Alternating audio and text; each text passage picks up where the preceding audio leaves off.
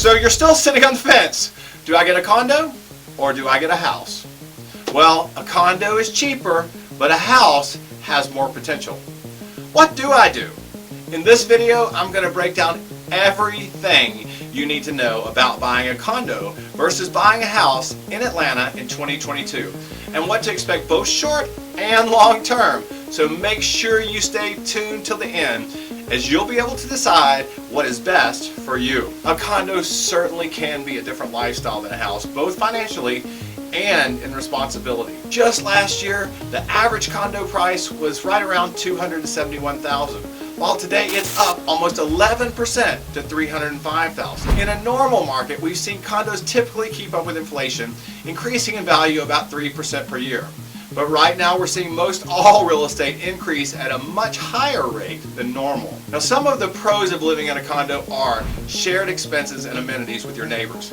For example, you may have a pool, fitness center, a club room, and other things you just typically wouldn't have in a house because it'd be so costly to have on your own. Condos typically have exterior and grounds maintenance handled by the homeowners association too, so they are not a worry at all for the property owner. Condos also may be more secure than a house since they often have controlled access doors and gates, as well as security personnel or a concierge.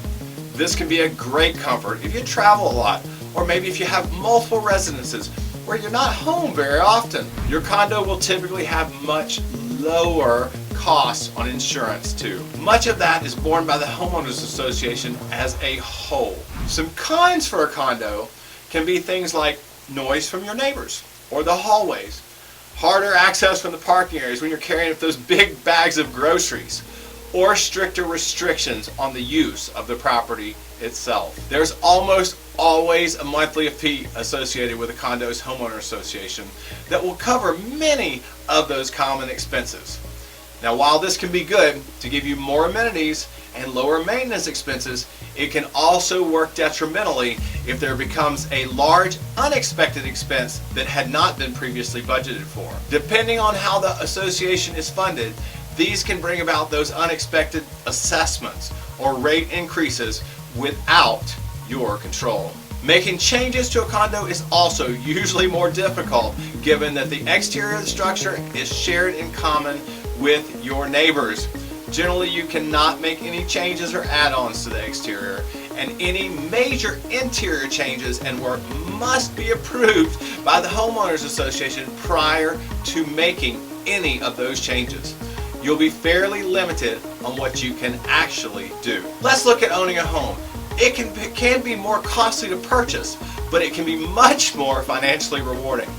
The average price of a house right now is around $364,000 versus a year ago when they were around $305,000. That's almost 16% rate of appreciation.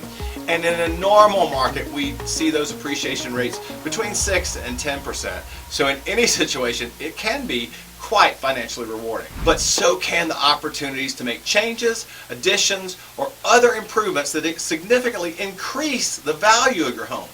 With a house, you typically don't need approvals to make many of the changes you might want, like painting, or adding exterior designs, opening up a room by moving a wall, and things like that. Now, for large jobs, you may need your local municipality's approval, but in general, the neighbors don't have as much control over your choice, and you're free to customize the home the way that you want. Financing a house usually also has more options as well. There are more low down payment options, and interest rates are usually a lot less. Also, with those lower interest rates and not having a homeowners association fee, you'll likely qualify for a higher loan amount. Now, there can be some drawbacks to owning that house. For example, you're responsible for all the maintenance and landscaping. If the roof needs to be repaired or replaced, that's all on the homeowner 100%. The insurance costs are typically much higher too. With those condos, your insurance usually runs about $500 a year on average.